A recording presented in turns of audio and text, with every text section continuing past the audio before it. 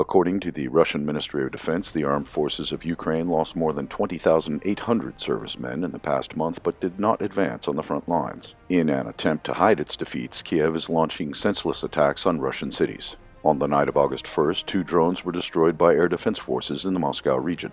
Another UAV fell in the large business center in the city, which was also hit on July 30th. As a result, several more windows were broken.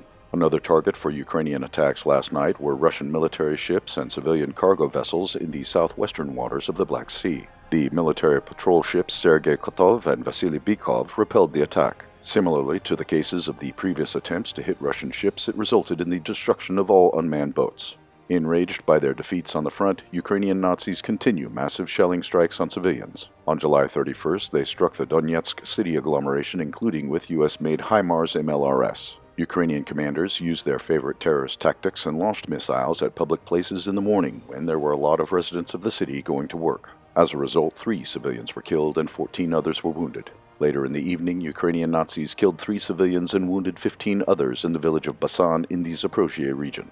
Despite all Ukrainian provocations, the Russian military does not attack Ukrainian civilians but continues precision strikes on military facilities throughout the country. On the night of August 1st, Russian forces struck Kharkiv. The city was reportedly targeted with more than 20 UAVs. One of the targets was the 40th Technical School, which has been used for accommodation of Ukrainian military personnel since last year. The day before, a local airport used for drone strikes was hit, as well as a metal mesh factory in the Novobavarsky district, where a drone assembly shop was located.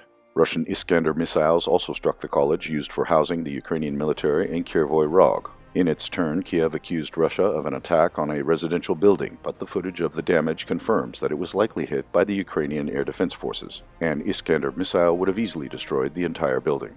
Kiev's attacks on civilians and fake outcry in response to Russian strikes are aimed only at gaining some hype in the media to hide the reports on meat-grinder assaults on the front lines. While Zelensky continues his PR campaign with senseless attacks, the Ukrainians are waiting in fear of Russian retaliation strikes.